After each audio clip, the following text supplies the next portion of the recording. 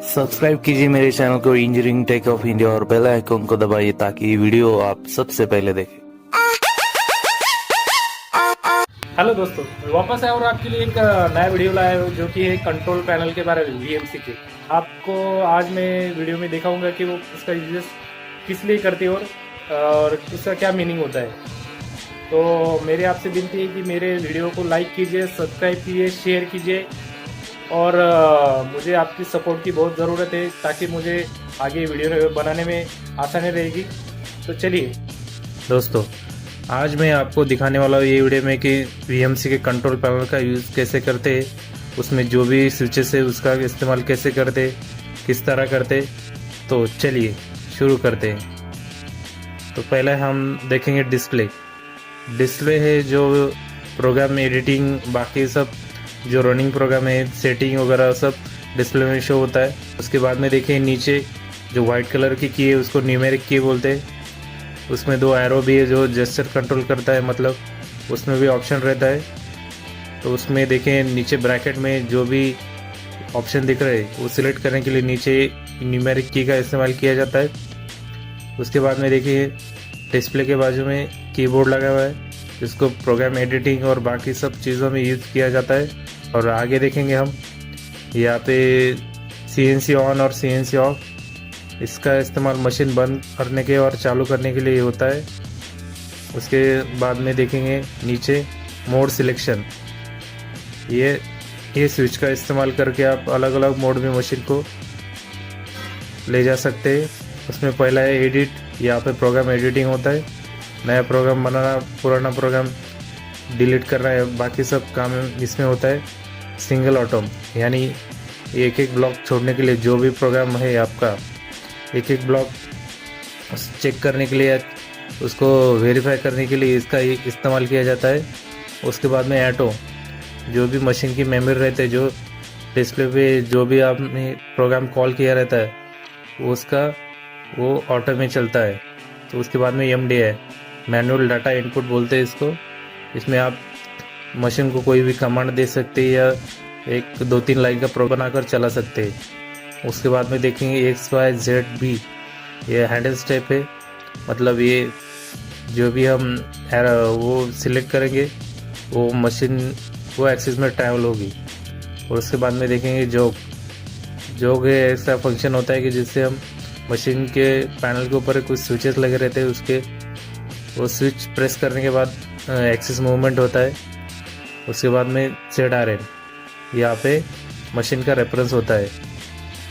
तो दूसरा स्विच देखेंगे फीड रेट और रैपिड ओवर रेट। इसमें देखिए यहाँ पे कुछ जो भी हम फीड देते हैं मशीन को उसको कंट्रोल के लिए इसका इस्तेमाल किया जाता है। तो उसके बाद में देखेंगे कूलेंट गन, इसका इस्तेमाल मशीनिंग जो भी कंपाउंड रहते हैं उसको क्लीन करने के लिए इसका इस्तेमाल किया जाता है। उसके बाद में देखेंगे यहाँ पे आगे देखेंगे हम मैन हैंडल स्टेप फीड। दरअसल इसका इस्तेमाल जो भी मशीन में एक्सेस रहते हैं उसको हम MGP से मैनुअली जो मूवमेंट देते हैं तो उसको मूवमेंट एक लाइन में कितना जाना है ये स्विच से हम डिसाइड कर सकते हैं। और आगे देखेंगे MPG, इसका इस्तेमाल एक्सिस मूवमेंट के लिए किया जाता है, प्लस और माइनस। यहाँ पे साइन देख सकते हैं आप, इसको प्लस में और माइनस में आप ट्रैवल कर सकते हैं हर किसी एक्सिस में। और उसका जो एक लाइन का डिस्टेंस है वो हम मैन हैंडल स्टेप स्पीड से कंट्रोल कर सकते हैं। तो उसके बाद में देखेंगे रैपिड ओवर राइट, यहाँ पे जो भी G0 और मशीन पे चलती है तो उसको कंट्रोल करने के लिए ये स्विच का इस्तेमाल करते हैं। मतलब आप 0, 20, 25, 50, 100 परसेंटेज पे रहता है। तो उसके बाद में देखेंगे एडिट की, यहाँ पे प्रोग्राम ब्लॉक कर सकते हैं आप विदाउट उसको कि आप प्रोग्राम एडिटिंग नहीं कर सकते, उसको ऑन करना ज़रूरी है। उसके बाद में देखेंगे DNC, डायरेक्ट न्यूमेरिकल कंट्रोल, मतलब अगर बहुत बड़ा प्रोग्राम आपको मशीन में चलाना है तो उसकी मेमोरी अगर कम पड़ रही है तो बाहर से आप PC लगा के उसको चला सकते हो। उसके लिए एक स्विच दिया है उसके बाद में देखें लूब इंच। मशीन में जो लुब्रिकेशन होता है वो ऑटोमेटिकली होता है, लेकिन अगर किसी कारणवश आपको उसको मैनुअली करना है या चेक करना है तो उसका इस्तेमाल किया जाता है। उसके बाद में इमर्सी ओवरहेड, मशीन को इमर्सी निकालने के लिए इसका इस्तेमाल किया जाता है। उसके बाद में देखेंगे इमर्सी स्टॉप। यहाँ पे कुछ भी मशीन में कुछ डैश हो गया, कुछ हो गया, तो उसको इमर्सी दबाने के लिए इसका स्विच का इस्तेमाल किया जाता है। तो फर्स्ट वाला है ऑप्शन स्टॉप। जब भी प्रोग्राम में M01 का दिया जाता है तो अगर इसको ऑन करते हैं तो मशीन रुक जाएगी। मतलब एक एक प्रोग्राम चेक करने के लिए क्या इसका इस्तेमाल किया जाता है, यानी जहाँ पर M01 दिया है प्रोग्राम ने वहाँ पे मशीन स्टॉप हो जाती है। इसका इस्तेमाल ज़्यादातर सेटिंग के टाइम किया जाता है। उसके बाद में ब्लॉक डिलीट। ब्लॉक डिलीट ऐसा एक फंक्शन होता है जिससे हम प्रोग्राम का कोई भी जो ब्लॉक है, हमको कोई भी ब्लॉक हो उसको टेम्पररी डिलीट करना है तो इसका इस्तेमाल किया जाता है। तो जो भी ब्लॉक होगा उसके आगे अगर स्लैश एक कंटेंट होता है, वो कंटेंट डालने के बाद ब्लॉक के आगे उसको टेम्पररी डिलीट कर सकते हैं। उसके बाद में ड्राई रन, ये फंक्शन भी सेटिंग के टाइम यूज़ होता है ज़्यादातर। मतलब जहाँ पे हम मशीन G0 दिया है वहाँ पे अगर हमको फीट में कन्वर्ट करना है तो ये अगर स्विच ऑन करते हैं तो मशीन टोटली फीड पे चलेगी। फीड कंट्रोल से आप इसको कंट्रोल कर सकते हैं। उसके बाद में प्रोग्राम चेक और मशीन लॉक, ये दोनों भी स्विचेस का इस्तेमाल ज़्यादातर प्रोग्राम चेक करने का इस्तेमाल किया जाता है। इस दौरान मशीन का कोई भी एक्सेस मूवमेंट नहीं होता है, सिर्फ प्रोग्राम चेक होता है। तो आगे देखेंगे हम यहाँ पे स्विचेस है और HP coolant through coolant spindle on. जो मशीन में थ्रू कूलेंट का फंक्शन होता है इसमें ये यूज़ होता है। उसमें बाद में देखेंगे flood coolant on. Coolant on करने के लिए स्पिन भी टूल पे ऊपर गिर रहा है, उसको ऑन करने के लिए इसका इस्तेमाल किया जाता है, इस स्विच का मैनुअली। प्रोग्राम में M07 डाल के हम ऑन कर सकते हैं, लेकिन मैनुअली भी कर सकते हैं इसको।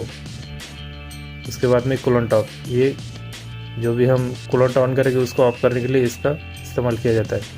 उसके बाद में देखिए इंडिटेबल इंच, जो भी मशीन को इंडेक्सर रहता है, एक फोर्थ एक्सिस टाइप का एक एक्सिस रहता है उसमें एडिशनल, तो उसको रोटेशन देने के लिए इसका इस्तेमाल किया जाता है। ज़्यादातर डेक्सर लगा हुआ मशीन है उसमें ही इस्तेमाल होता है।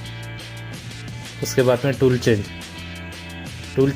ये स्विच का इस्तेमाल ज़्यादातर साइड मैगज़ीन की मशीनों में किया जाता है। जो फ्रंट मैगज़ीन की मशीन में इसका इस्तेमाल नहीं होता है। उसके बाद में देखेंगे मैग इंडेक्स, फ्रंट वाली या साइड वाली दोनों ही मशीन में इसका इस्तेमाल किया जाता है।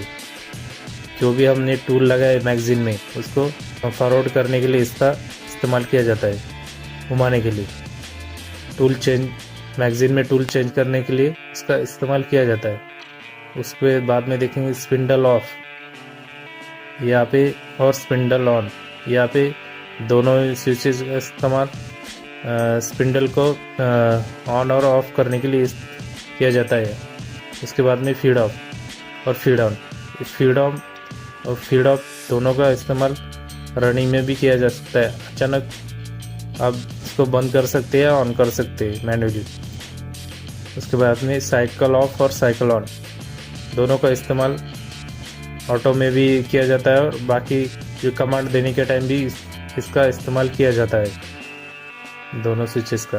उसके बाद में देखिए स्पिंडल स्पीड ओवरराइड, यहाँ पे देखिए 100% इंक्रीज डिक्रीज। तो यहाँ पे जो भी हम RPM देते हैं मैन्युअली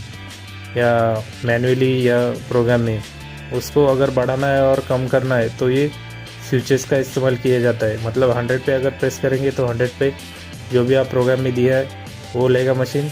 अगर उसको करना है तो इंक्रीज भी कर सकते हैं इसको मैनुअली, और इसको कम करना है RPM तो भी कर सकते हैं डिसइंक्रीज से। तो उसके बाद नीचे वाले देखें स्पिंडल मैनुअल, यहाँ पे जो प्रोग्राम में हमने वो तो ऑटोमेटिकली ऑन होगा। अगर आपको मैनुअल में करना है तो उसको सिलेक्शन किया जाता है क्लॉकवाइज और एंटी क्लॉकवाइज। इसके लिए ये स्विच का इस्तेमाल ही होता है। इसके बाद में देखेंगे जॉग। जो भी मोड सिलेक्टर स्विच पे आपको पहले देखा है मैंने, जॉग का एक फंक्शन होता है, तो उससे ये सारे स्विचेस का इस्तेमाल किया जाता है एक्सिस मूवमेंट के लिए। जैसे आप साइन दिख रहे हैं माइनस, तो जैसे प्रेस करेंगे तो वाई एक्सिस माइनस में ट्रैवल होगा, जैसे साइन दिया है वैसा ऑपरेट होगा। तो आशा है आपको समझ में आ गया होगा कंट्रोल पैनल के बारे में। तो आपने देख लिया कि ये इसका इस्तेमाल कैसे करते हैं कंट्रोल पैनल का, और उसमें स्विचेस का क्या मीनिंग रहता है और क्या यूजेस रहता है।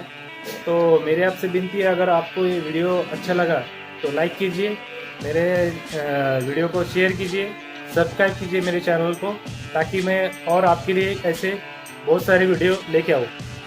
चलिए बाय बाय, थैंक यू।